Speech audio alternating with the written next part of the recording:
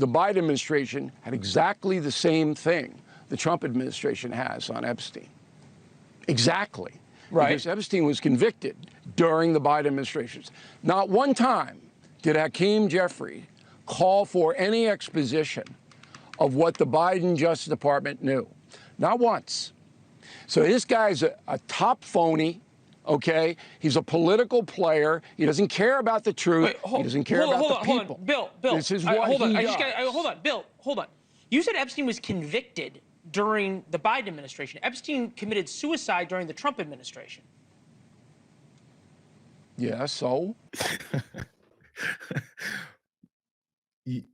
Yeah, so what he just said was the fact checking of the lie that you told right there off the top, that Jeffrey Epstein was convicted during the Biden administration. All that went down actually in 2019. As a matter of fact, let me let Leland Vittert continue to school Bill O'Reilly on this. How is he convicted? How do you convict Epstein a guy who's dead? was convicted in I believe, okay, under Merrick Garland's Justice Department. That could be, am I wrong on that?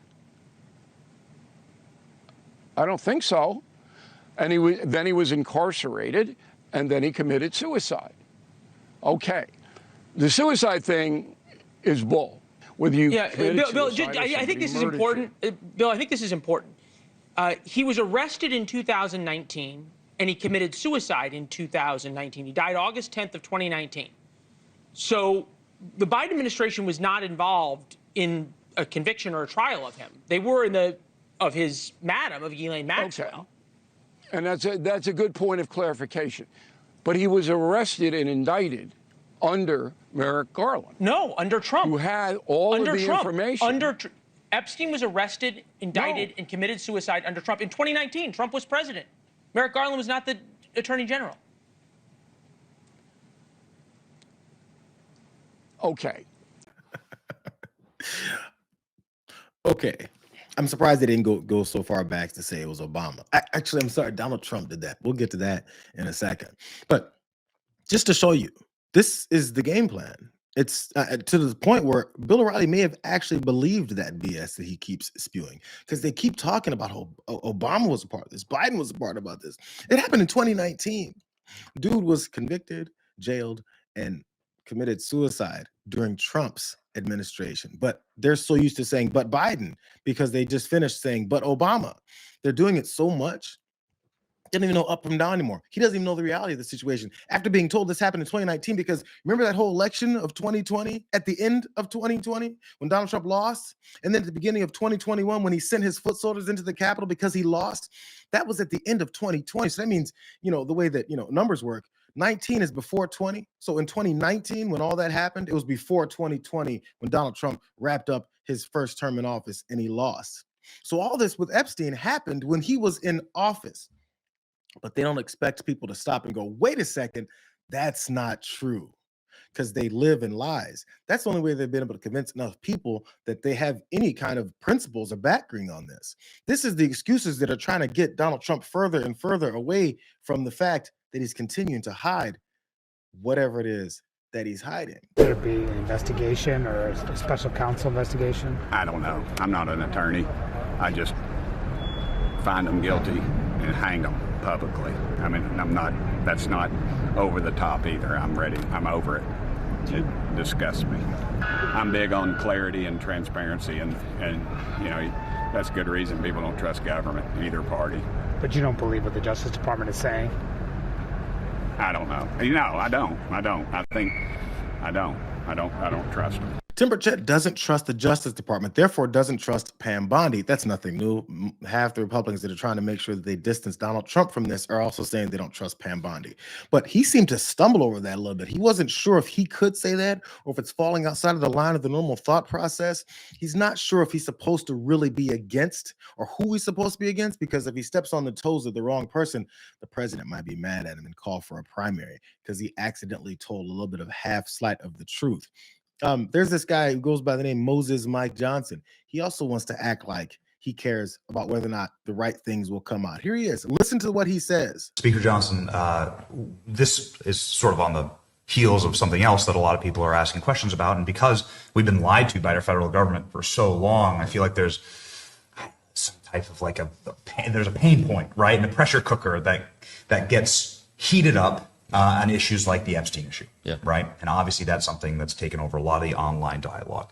I have a question here about it that concerns either testifying or testimony for Ghislaine Maxwell, potentially before Congress, or if you would support members like Marjorie Taylor Greene or Anna Paulina Luna on the release of subpoenaing the Epstein documents from the DOJ, whether you would support either of those. Yeah, I haven't talked to Marjorie or Anna about that specific subject, but I'm for transparency. We're intellectually consistent in this. We look, Reagan used to tell us we should trust the American people. I believe in that principle. I know President Trump does as well, and I trust him. I mean, he put together a team of his choosing, and they're doing a great job.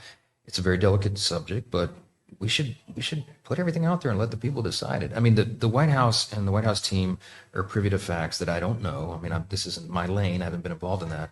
But I agree with the sentiment that we need to put it out there. He's anxious to get the whole thing behind us. So therefore, the whole thing is he wants to release everything. I wrote it down. I wrote it down. Make sure you guys heard it.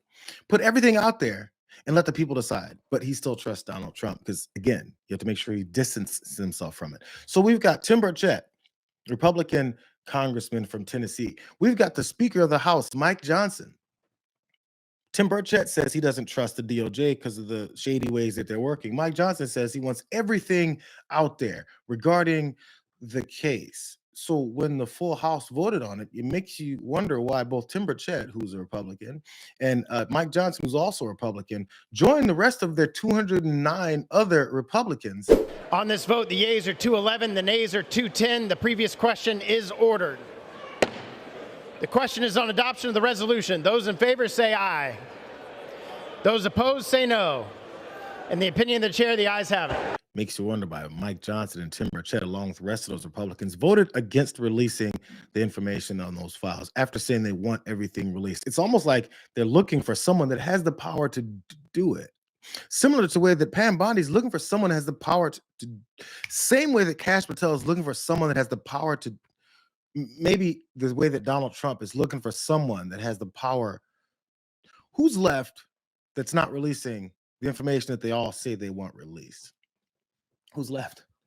And why is there still people left that are doing exact opposite of everything that they're saying every day in front of your faces, in front of cameras, hoping that you'll stop listening as soon as they say, that's what we want. And then you won't ask the question, so why haven't you done it yet?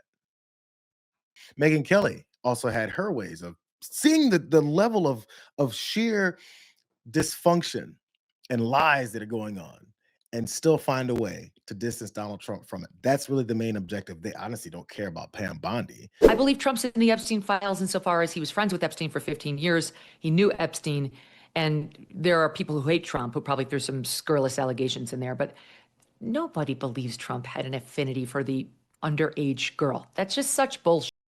You know, maybe he was at some Epstein party. Trump says he never went to Epstein Island, and I believe that too. That would be something to extraordinarily lie about. That's how it works. I think he was just near him enough. So we have to have this inch. He was near him enough.